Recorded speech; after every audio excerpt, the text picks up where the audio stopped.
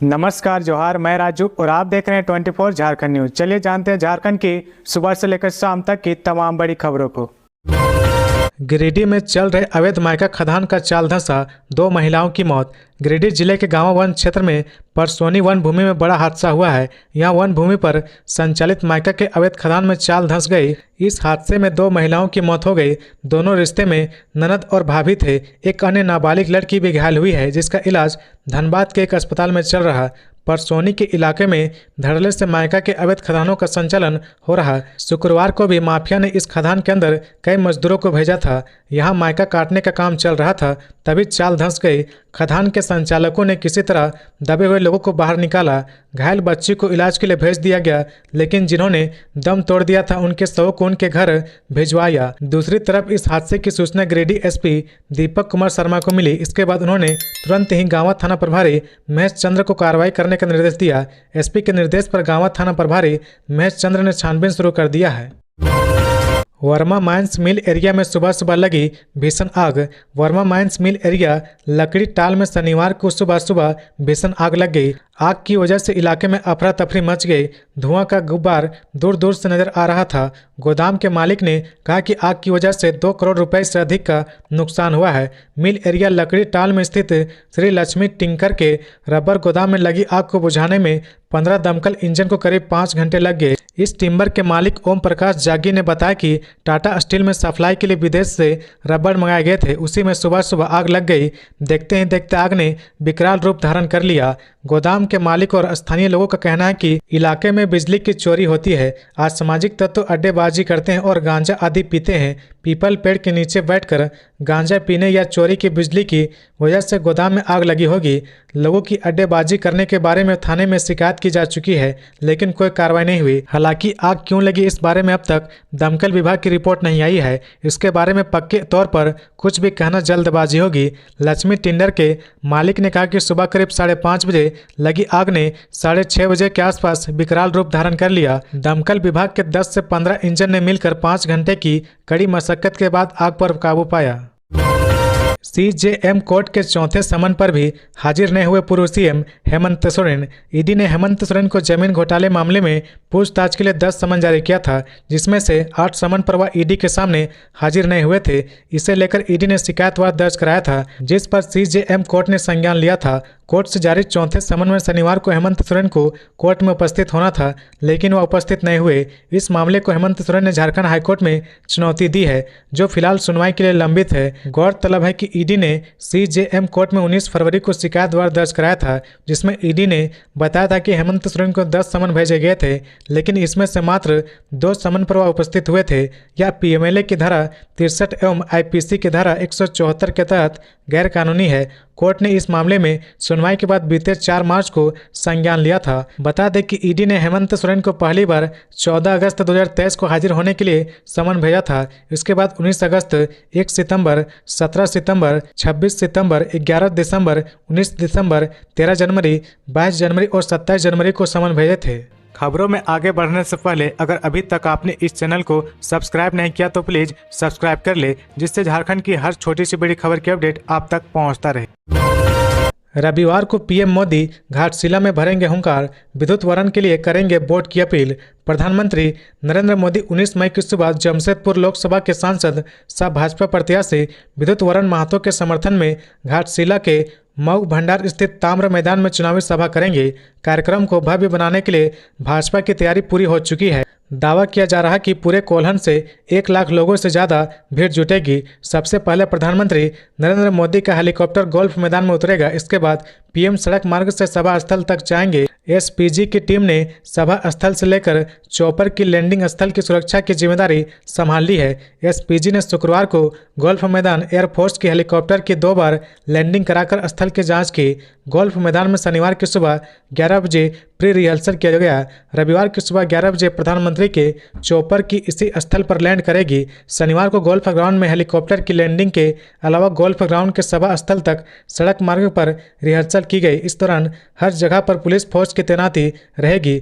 प्रधानमंत्री की सभा को लेकर गुरुवार को ही एसपीजी की टीम घाटशिला आ चुकी है। एसएसपी किशोर कौशल और ग्रामीण एसपी ऋषभ गर्ग लगातार सभा स्थल की सुरक्षा का जायजा ले रहे हैं। बैंक से पैसे निकालकर जा रही महिला से छिनतई 1 लाख लेकर भागे अपराधी। रांची के नगड़ी थाना इलाके में बाइक सवार अपराधियों ने एक महिला से छिनतई की घटना को अंजाम दिया है। महिला से 1 लाख रुपए छीनकर अपराधी फरार हो गए।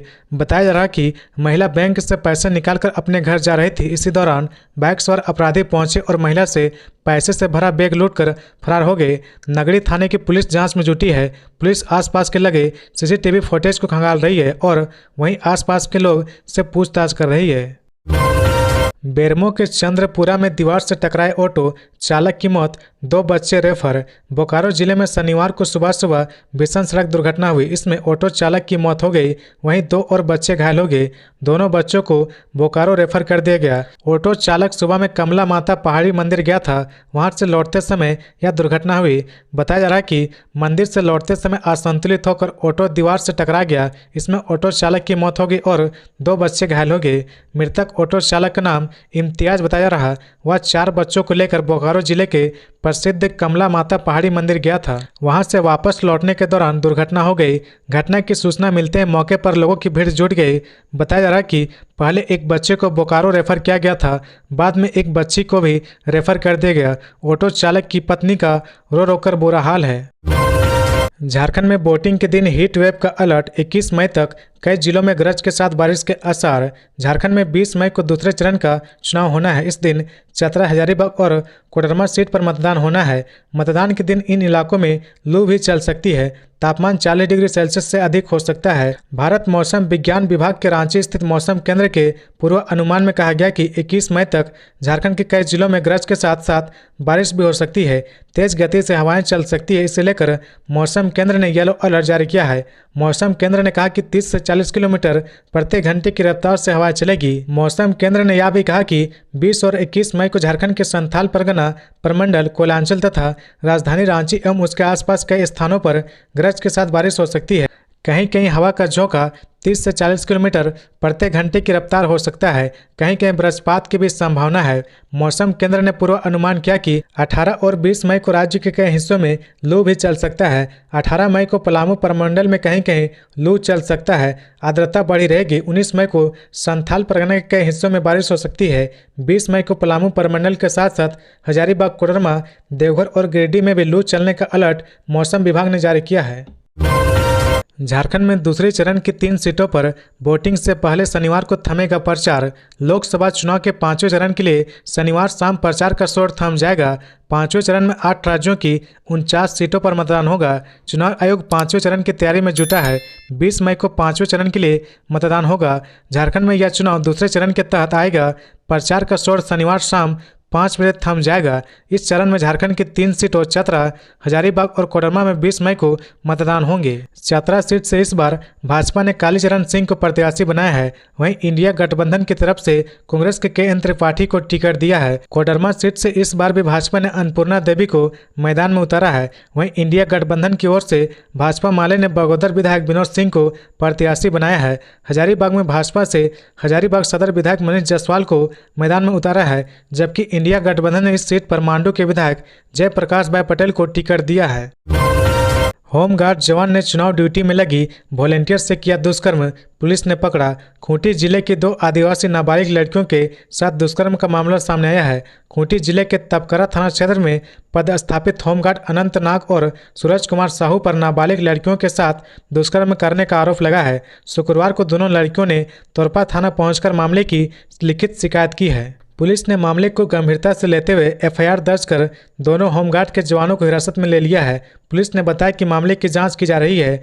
तोरपा थाना प्रभारी प्रभात रंजन पांडे ने बताया कि दोनों लड़कियां ने पुलिस को बताया कि 13 मई को लोकसभा चुनाव के दौरान होमगार्ड के जवानों से जान पहचान हुई थी। इसके बाद दोनों लड़कियों ने अपना नंबर दोनों होमगार्ड के जवानों के साथ शेयर किया था। मोबाइल नंबर के आदान प्रदान के बाद दोनों लड़कियां होमगार्ड के जवानों से बातचीत करने लगी। बातचीत बढ़ने के बाद दोनों नाबालिग लड़कियों की होमगार्ड के जवानों से दोस्ती हो गई। दोनों लड़कियां चुनाव वाले दिन बूथ पर वॉलेंटियर का काम कर रही थी। 14 मई और 15 मई को भी चारों घूमने के लिए खूंटी गए। वहीं 16 मई को दोनों लड़कियों के साथ दोनों होमगार्ड के जवानों ने दुष्कर्म किया। 17 मई को दोनों नाबालिग लड़कियां तोरपा थाने में पहुंचकर दोनों होमगार्ड जवानों के खिलाफ लिखित शिकायत की। पुलिस मामले की जांच में जुट गई है। झारखंड हाईकोर्ट में 20 मई से 7 जून तक समर वेकेशन। झारखंड हाईकोर्ट में 20 मई से 7 जून तक यानी कुल 20 दिनों का समर वेकेशन है। हालांकि इस दौरान करीब 12 दिन सिर्फ महत्वपूर्ण मामले की सुनवाई की जाएगी। समर वेकेशन के दौरान 3 फेज में हाईकोर्ट में सुनवाई होगी। इस बाबत हाईकोर्ट की ओर से संबंधित विभागों और अधिकारियों को सूचना दे दी गई है। मिली खबर के मुताबिक वेकेशन कोर्ट में पहले सप्ताह 21 मई से 24 मई तक सिंगल बेंच और डबल बेंच बेहद जरूरी सिविल और क्रिमिनल मामलों की सुनवाई की जाएगी। इसके बाद दूसरे सप्ताह में यानी 28 मई से 31 मई तक सिंगल बेंच और डबल बेंच में बेहद जरूरी सिविल और क्रिमिनल मामलों की सुनवाई होगी। वहीं अंतिम सप्ताह यानी 4 जून से 7 जून तक मुकदमों की सुनवाई की जाएगी। हेमंत सोरेन को जेल भेजने वालों को करारा जवाब देना होगा। लिट्टीपाड़ा में गरजी कल्पना सोरेन। पूर्व मुख्यमंत्री हेमंत सोरेन की पत्नी कल्पना मुर्मू सोरेन ने लिट्टीपाड़ा प्रखंड के करियोडी गांव के आम बागान में झारखंड मुक्ति मोर्चा झामुमो के प्रत्याशी विजय हांसदा के पक्ष में चुनावी सभा को संबोधित किया। सभा में वह भारतीय जनता पार्टी पर जमकर बरसी। कल्पना मुर्मू सोरेन ने कहा कि हमारे पूर्वजों ने अंग्रेजों से अपने अधिकार के लिए लड़ाई लड़ी है। हमारे बाबा शिबू सोरेन ने अलग झारखंड के लिए लड़ाई लड़ी, लेकिन उन्हें राज नहीं मिला। ज़्यादातर समय भारतीय जनता पार्टी भाजपा ने झारखंड में शासन किया। उन्होंने कहा कि जब आपके बेटे, आपके भाई, आपके दादा हेमंत सोरेन ने गठबंधन करके सरकार बनाई तो कोरोना आ गया। कोरोना काल में लोगों को वापस लाने के लिए हवाई जहाज भी लगा दिया गया। बावजूद इसके उनको जेल भेज दिया गया। षड्यंत्र के तहत हेमंत सोरेन को जेल भेजने वालों को जवाब देना होगा। कल्पना मुर्मू सोरेन ने कहा कि इस संविधान ने देश के आदिवासी, दलित और पिछड़े तबके के लिए आरक्षण की व्यवस्था की है, लेकिन बीजेपी वाले कहते हैं कि हमें बहुमत दीजिए, हम संविधान बदल देंगे और आरक्षण खत्म कर देंगे। कल्पना मुर्मू सोरेन ने कहा कि हेमंत सोरेन ने सर्वजन पेंशन के तहत महिलाओं की उम्र 50 साल कर दी है। हमें पता था कि महिलाएं अपना घर बार चलाने में खुद को झोंक देती है, उसका शरीर खत्म हो जाता है। इसी बात को समझते हुए आपके दादा हेमंत सोरेन ने महिलाओं को 50 साल में पेंशन देना शुरू किया। फिर इरफान अंसारी के बयान ने मचाया सियासी घमासान। जामताड़ा विधायक इरफान अंसारी अपने बेतुके बयानबाजों के लिए अक्सर विवादों से घिरे रहते हैं। फिर उन्होंने बेतुका बयान दिया है, जिससे सियासी घमासान छिड़ गया है। जामताड़ा विधायक इरफान ने सोशल मीडिया एक्स पर झारखंड के पूर्व मुख्यमंत्री हेमंत सोरेन के जेल जाने पर और उनकी पत्नी कल्पना सोरेन को लेकर लिखा कि नकली राम भक्तों ने मेरे असली राम को जेल में बंद कर दिया है। मेरी भाभी सीता माँ दुर्गा की अवतार को जलाकर भस्म कर देगी। साथ में उनका हनुमान कदम से कदम मिलाकर रावण की लंका को जलाकर राख कर दूंगा। लोगों से अपील किया कि सीता माँ के एक आंसू का बदला ले और राम जी को सही सलामत वापस लाने में मेरी मदद करे। इसी बयान के बाद झारखंड में सियासी पारा चढ़ने लगा। भाजपा के प्रदेश अध्यक्ष बाबूलाल मरांडी ने इस बयान पर कड़ी आपत्ति जताते हुए अपनी प्रतिक्रिया दी है। उन्होंने भी इरफान अंसारी के बयान को धार्मिक भावनाओं को ठेस पहुंचाने वाला बताया है। उन्होंने लिखा कि बेशर्मी की भी हद होती है। आप दूध पीता बच्चा नहीं। ठीक चुनाव के वक्त आपने ऐसे घटिया उन्मादी वक्तव्य से किसी की धार्मिक भावनाओं को ठेस पहुंचाने का काम आप क्यों कर रहे? बिल्ली के भाग्य से छींका टूटा ये तो समझ में आ रहा। मंत्री पद पाने के लालच में आप किसी के तलवे चाटिए, कुछ भी करिए, लेकिन किसी दूसरे की धार्मिक भावना को ठेस पहुंचाने का खतरनाक खेल मत खेलिए। इसके बाद इरफान अंसारी ने एक और ट्वीट कर कहा कि अनर्थ हो गया। एक लुटेरा भाजपा में जाकर बड़ा हितोषी बन बैठा। उनके नेताओं से बौखलाहट से यह साफ हो गया है कि आदिवासी को मूर्ख समझते हैं। अगर मैंने मेरे श्रद्धेय की कार्यों की तुलना हमारे कल्पना सोरेन भाभी से कर दिया तो उनको बौखलाहट पैदा हो गई है। अगर मैं हेमंत जी को भगवान राम की तरह समझा, भाभी कल्पना को दुर्गा रूपी अवतार की तरह समझा तो कोई पाप नहीं किया। आज पता चला बीजेपी के लोग आदिवासियों के कितने दुश्मन हैं। जेपीएससी की शिकायत लेकर कोर्ट पहुंचे प्रार्थी पर दर्ज होगा केस।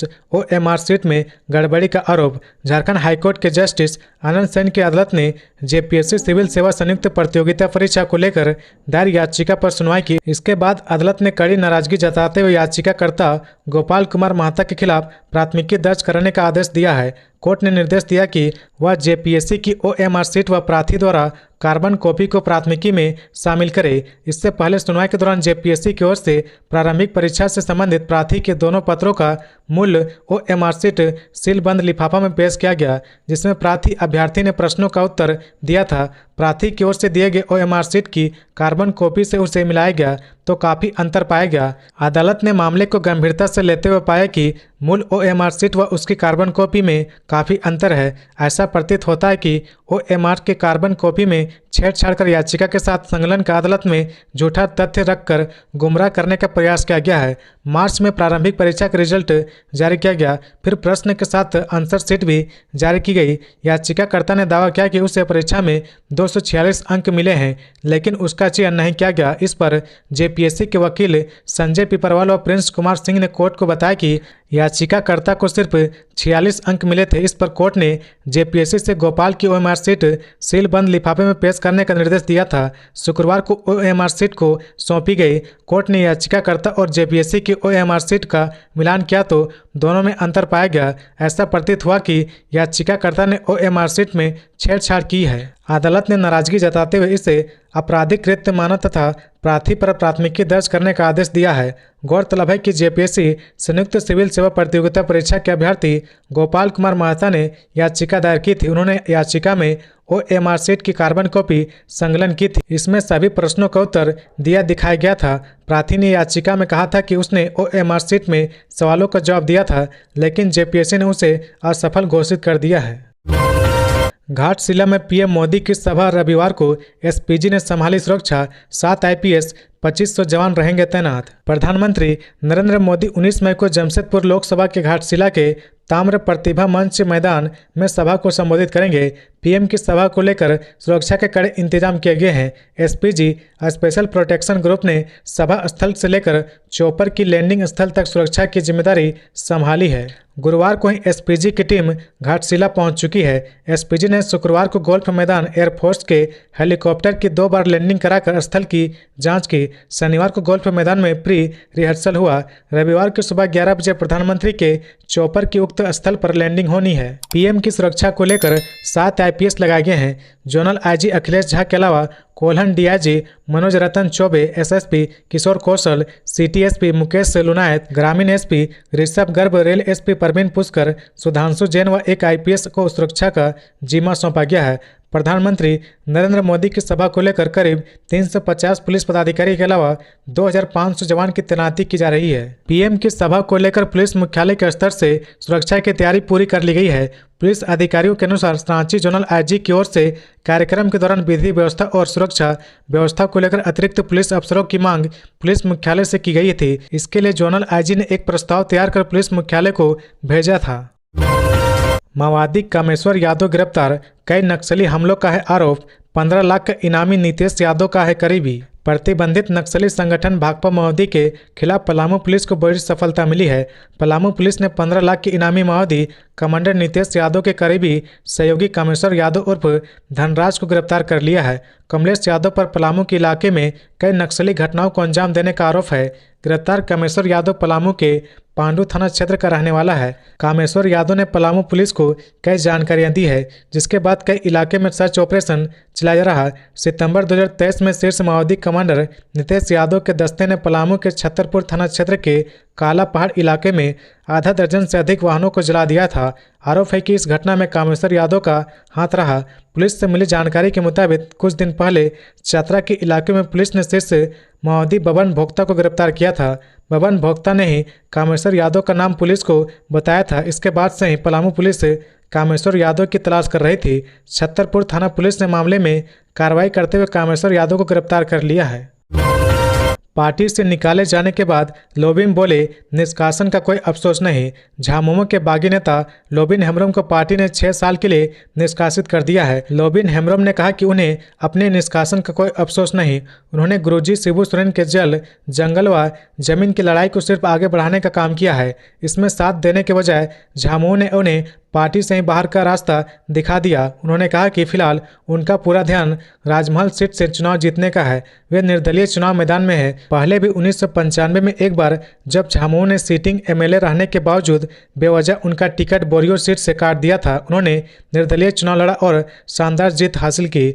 झामुमो के अधिकृत प्रत्याशी चौथे नंबर पर चले गए थे। कुल मिलाकर उन्हें निर्दलीय चुनाव लड़ना भाता है। इधर लोबिम के निष्कासन से संबंधित आदेश में कहा गया कि मीडिया के माध्यम से यह बात सामने आ रही कि लोबिन हेम्ब्रम ने गठबंधन धर्म के विपरीत राजमहल से लोकसभा चुनाव के लिए नामांकन दाखिल किया। साथ ही उनके द्वारा पार्टी कार्यकर्ताओं को दिग्भ्रमित करने का प्रयास किया जा रहा है, इसलिए उनको पार्टी से 6 साल के लिए निकाला जाता है। बता दें कि लोबिन हेम्ब्रम लंबे समय से पार्टी से नाराज चल रहे थे। उन्होंने कई मौके पर पूर्व मुख्यमंत्री हेमंत सोरेन तथा पार्टी के अन्य पदाधिकारियों के विरुद्ध आरोप लगाए। उन्होंने बागी होकर राजमहल संसदीय सीट से निर्दलीय नामांकन भी कर दिया है। इधर पार्टी ने इससे पहले लोकसभा चुनाव के दौरान बागी होकर चुनाव लड़ने वाले विधायक चमरा लिंडा तथा पूर्व विधायक बसंत लोंगा एवं जेपी वर्मा के विरुद्ध भी कार्रवाई की है।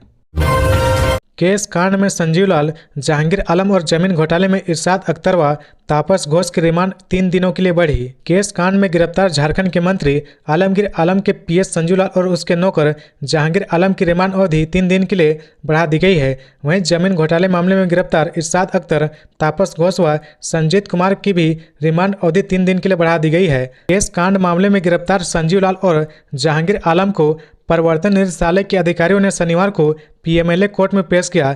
ईडी के विशेष जज से पूछताछ के लिए दोनों की रिमांड मांगी गई थी। उधर जमीन घोटाले मामले में इरशाद अख्तर, तापस घोष और संजीत कुमार की भी रिमांड ईडी अफसरों को मिल गई है। ईडी की टीम ने 6 मई को आलमगीर आलम के पीएस और उसके नौकर के ठिकानों पर छापेमारी की थी। इस दौरान पीएस संजीव लाल के दफ्तर और जहांगीर आलम के घर से 35 करोड़ रुपए बरामद हुए थे। इसके बाद दोनों को गिरफ्तार कर लिया गया था। बाद में ग्रामीण विकास मंत्री आलमगीर आलम को 2 दिन की पूछताछ के बाद इसी मामले में ईडी ने गिरफ्तार कर लिया। मंत्री अभी भी 6 दिन की प्रवर्तन निदेशालय ईडी की रिमांड में है।